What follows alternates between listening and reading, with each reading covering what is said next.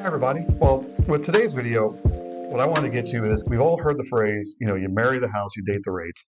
And even though there is truth to that, it's not the whole story. In fact, in today's market, a lot of people might look at you and go, uh, that doesn't really apply because the rates are high. And even though prices have come down, they're still high. So what I want to pivot to is something that's called seller concessions, or that's another way of saying like the money a seller can willingly gives a buyer to help with various costs.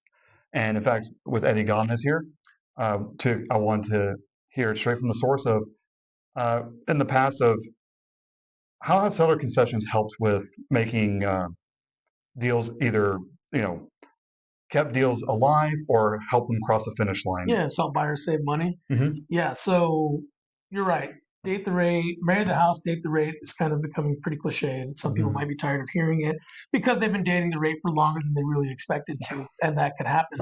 Um, you know, when you do refinance, and I still expect that everybody will refinance at some point, you still have to qualify, so you still have to have a job. Your house has to increase in value if you don't have funds to pay for title fees and some of the fees that go into refinancing. And, sometimes it just takes a little bit longer. So, other ways that you can save money, and one that you pointed out is seller concessions. Seller concessions are when you're buying a house and the seller's motivated to sell and wants to help kick in some cash to pay for the fees that you're going to face or that you're going to have to pay at closing. So those are title fees, origination fees, some government fees, prepaids, um, all those type of things. Now, a couple of ways that it's going to save a buyer money over time. If you imagine, when you're going to pay for your mortgage over the next year, over the next 3 years, whatever it is, before you do finally refinance into something lower and more permanent, um, being able to have a seller pay for all the fees up front, if you think about it, saves you money over time that you're going to be putting into that mortgage down the road. It can pay for, in some cases, we'll call it $10,000, knocking out all of your title fees, all of your prepaids, everything like that. And that's money that you get to keep in your pocket instead of having to spend on services that you can now apply to your loan and keep in the bank, keep it earning interest, and use that to benefit you a little bit later on. Other ways, seller concessions can be used for buydowns, for rate buydowns.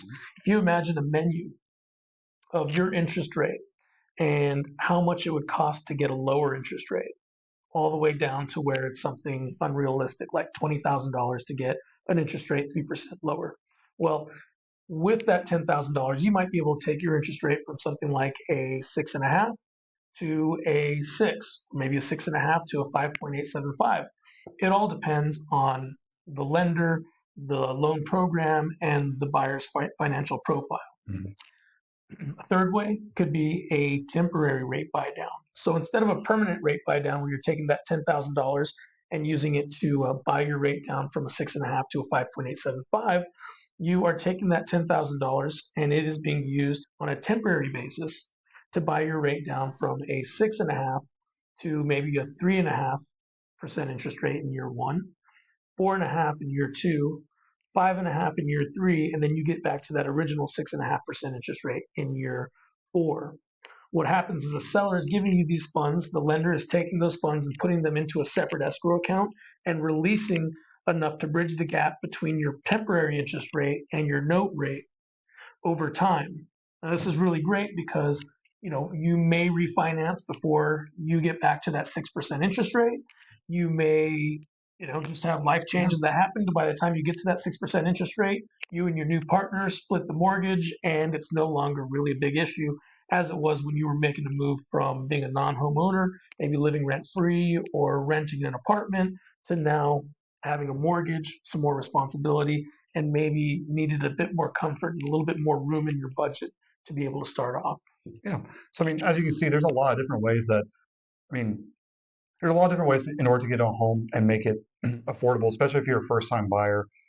Uh, so as cliche as it can be, uh, there is still truth to marry the house, date the rates, but there's caveats as you've heard straight from the source.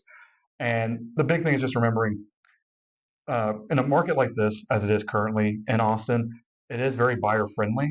And so my suggestion is to take advantage of that because I've seen deals where, to your point, like when you initially see the closing costs, there can be sticker shock.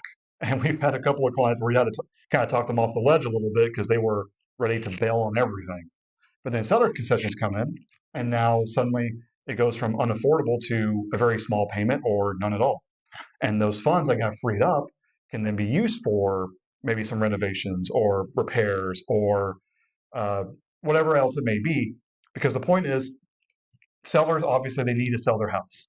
And if no one's buying their house, well, then the seller's out of luck. Hmm. So they're going to do what they can to help get you into it.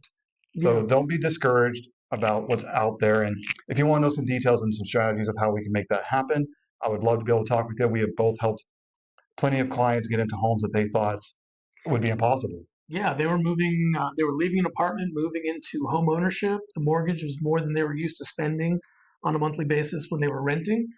They were well qualified. It was within their budget. That wasn't the issue. It was more about feeling comfortable with the situation that they were going into. So being able to use a temporary buy down that would save them a couple $100s a month in year one, maybe close to that in year two, and so on, really helped them feel like they could budget some money to the side for emergencies, for reserves, Mhm. and really just feel more comfortable about their situation and feel more excited about moving into their next house. Absolutely, because with the concessions, you'll save a lot more when it comes to everything Eddie's been, laying out. That will actually save you more on average than just making the home go down 10,000 and off the principal. I think that like 10,000 off the principal, unless you're dealing with like the $1 million plus houses, it saves you like $50 a month Yeah, versus a rate buy down can save you like you said 200 or more just depending on the details. So yeah. If you yeah. think about the difference between a $310,000 house and a $300,000 house over 360 payments, Hmm. what's $10,000 divided by 360?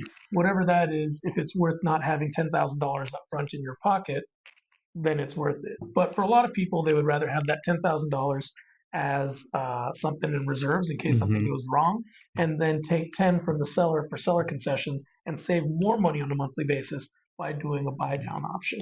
Absolutely. And of course, markets shift all the time. So by the time you're listening to this, it may have shifted and is more seller friendly at this point. But that's why I always say, like, reach out to us because we can discuss. And no matter where the market is currently, there's always a way that, especially as a first time buyer, to get you into a home. It is not the impossible feat that people like to say, like to make it seem like it is. So I hope this has been helpful to know that there's many ways to get into a home and you won't be house poor by the end of it. So thank you all so much for listening, and I'll see you in the next one.